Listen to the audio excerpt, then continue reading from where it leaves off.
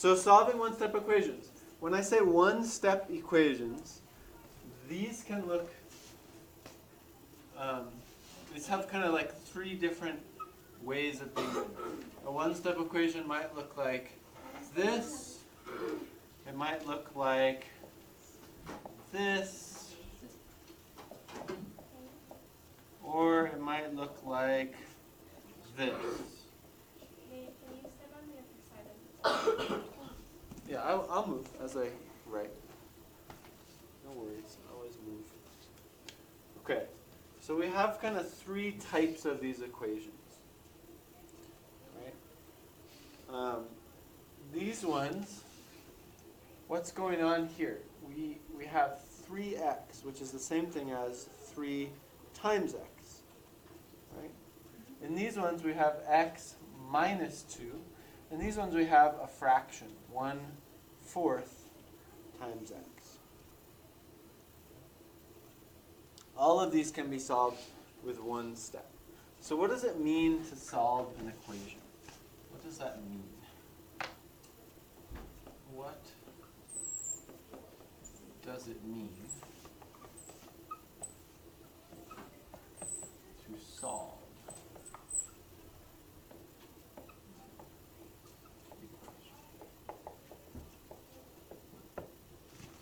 What does it mean to solve an equation? What this means, do you I was just going to say something in my opinion. Yes? Okay, it means to find the total of a certain answer, or close to the total of a certain answer. Okay. Try it.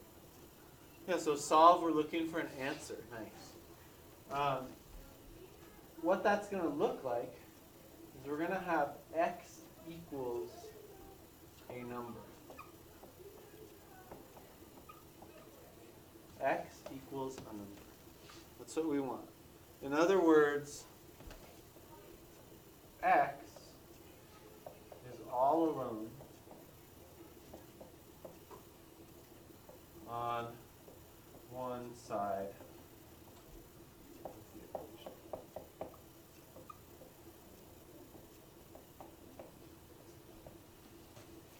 So we're jumping right into algebra here, right? X. This is a variable. It's an unknown. The idea behind solving an equation is figuring out what x is, making it known. So when we start out, x is some quantity, but we don't know what quantity it is. It's a number, but we don't know what number. And when we solve, by the time we're done, we're going to know which number x equals. So x will equal a certain number. Okay. So for example, if we had x equals 3, then we've solved that. X equals 3, that's solved. X equals negative 32, that's solved.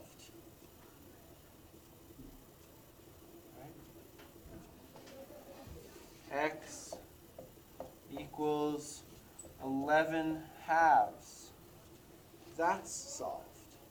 So fraction is a number. Right? This is a number.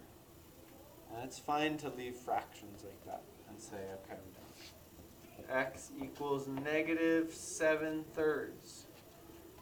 All of these are examples of solved equations. We're done with these.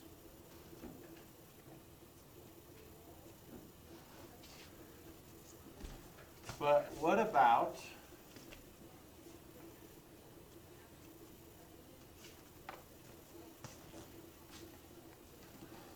something like this? X equals 2 plus 3. This is not solved yet. What do we have to do here? Add 2 and 3. Yeah, so x would equal 5. Okay? That's now solved. What about this? X equals negative 3 minus 7. That's not quite solved because we can combine these. And So negative 3 minus 7 would be -4. close. Negative 3 is negative over here on the number line. 1, 2, 3. And negative 7 is telling us to go this way 7 times. Oh, you're going down. So same sign.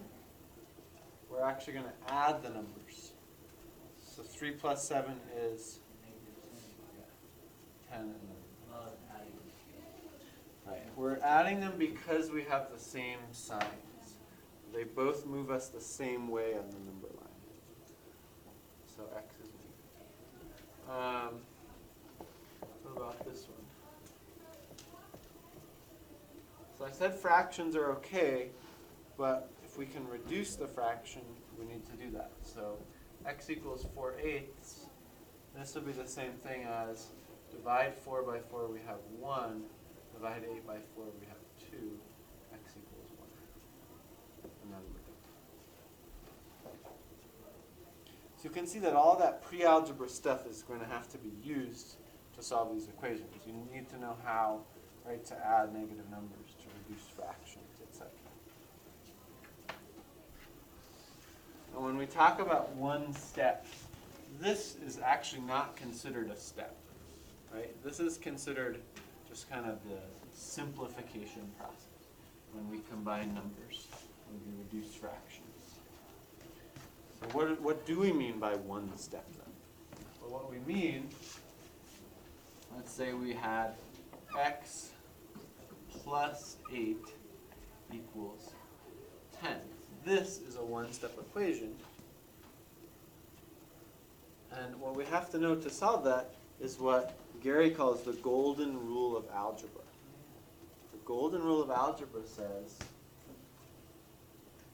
do unto one side of the equation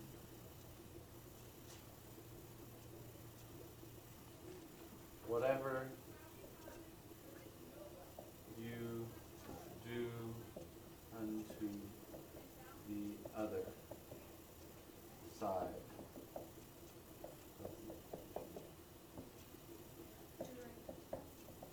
Yeah, definitely.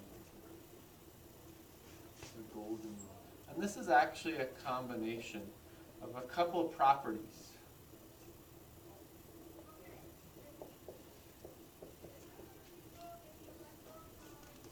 There's a couple of properties behind this, and they're properties of equality. They're properties of this equals sign. Basically, what those properties say is that I can add something to both sides of my equation without changing the equation. So, for example, I know that 2 equals 2, right? If I add 8 to this side of the equation, 2 plus 8, that would be 10. 10 doesn't equal 2, but if I add 8 to this side of the equation, that also equals 10. And so this is just saying, when we add the same number to both sides, we keep our equation, we keep our equality. Another way of doing this would be if I had 4 equals 2 plus 2. Let's say I added another 2. Now I have 4 plus 2 is 6 equals 2 plus 2 plus 2. And that's still true because 4 equals 2 plus 2, that was true. And then I added the same thing to both sides. So that's true. And then remember, subtracting is just adding a negative number. So if I have 10 equals 5 plus 5, would you agree that I could do minus 5? 10 minus 5 is 5. And that equals 5 plus 5 minus 5. 5 equals 5. So I started with 10 equals 5 plus 5. I subtracted 5 from both sides. And I ended with 5 equals 5, which is also true. So when I add or subtract the same thing, I keep the balance of my equation. Okay? And the same thing is true with multiplying or dividing. So if I have, 4 equals 4, if I multiply both sides times 2, then I have 8 equals 8. So 4 times 2 is 8, and 4 times 2 is 8, and that's still true. Okay. So I can multiply, I can also divide. If I had 16 equals 4 times 4, that's true, right? 16 is 4 times 4. If I divide, and the way that I write this is I just write a line under it like that. Well, 16 divided by 4 is 4. 4 times 4 divided by 4 is also 4. And so I kept my equality. 4 does equal 4. This is still equal. So I can add, I can subtract, I can multiply, and I can divide, and I will not change my equation. Right? I will keep it equal. So let's look back at this example. The trick here is figuring out which operation do we need to do. X plus 8 equals 10. So we know two things now. We know that the equation is solved when x is all alone on one side. And we know that we can do any of our operations as long as we do the same thing to both sides. So what are we going to do to this equation that will get x alone? Well, right now, x is being added to 8. So the problem is this plus 8 right here. And if I have x plus 8, Gary explained it to us like x always wants to be alone, but when somebody adds 8, you want to subtract 8. We started coming up with ideas for that. Right. yeah, so someone has added 8 to it, so we want to subtract it. We want to undo what they've done. So x plus 8 minus 8 equals 10. I have to remember, I changed this side by subtracting 8, so I'm going to change this side by subtracting 8. Now there's another way to write this, and just do whichever one works better for you. I like to write these numbers underneath, like that. But then you have to keep a very clear line. So my next line would be x, because I subtracted the 8, so that's just 0. And 10 minus 8, my next line would be 2. Over here I have the same thing. X plus 8 minus 8 is x. And 10 minus 8 is 2. So write these whichever way makes more sense to you. If you like to write them all in one line, that's totally fine. If you like to write them underneath, that's awesome. And then if it was subtracting, Good. you would add. So if we had x minus 11 equals 12, now what's in the way of x? We want x all alone, but someone's taken 11 away from our x. So we need to add that 11 back. I'm going to be writing them like this. Feel free to write it like this if you want to. These mean the same thing. Okay. So x minus 11 plus 11 is just x, and 12 plus 11 is 23. And then we're done. So I forgot to box my other answer. This would give us the same thing. X equals 23. Just a different way of solving, a different way of writing. So when we were adding, we subtracted. When we're subtracting, we add. What's important is that we are doing the same thing to both sides, though. So if I add 11 here, I add 11 here. Okay? You guys getting this? Man, you are so smart. Thank you. I can tell it's going to be easy to teach you guys. You just get this stuff. All right, 5x equals 25. So there's nothing being added to x. There's nothing being subtracted. What is happening here? 5x. What does that mean? Yeah. Multiply? Multiply. This means 5 times x. 5 times x. And I think if you write it out like this, divided by 5, this is going to help you to remember what to do. Okay? And then we have to do the same thing. Because what I like about this is you can see when you write it that these two 5s cancel out. Right? Just like you would see in a fraction like 2 over 4, that the 2 cancels out of both parts. Or 3 over 3, you would see that those 3's cancel. You've done canceling fractions before. You've reduced a ton of fractions. And in algebra, it's the same thing. And I think this way of writing it will help you to see that. So 5x divided by 5, that just leaves us with x. 25 divided by 5, that's a fraction, that's okay, but there's a simpler form of it. So what is 25 over 5? 25 divided by 5. Remember, every fraction is a division problem. So this is the same thing as this, right? Which is the same thing as this. All of these all mean the same thing. So when you see this in your head, you want to be thinking of it maybe like this, right? You want to be thinking of it like this. 25 divided by 5, which is 5. 25 divided by 5. So we're done.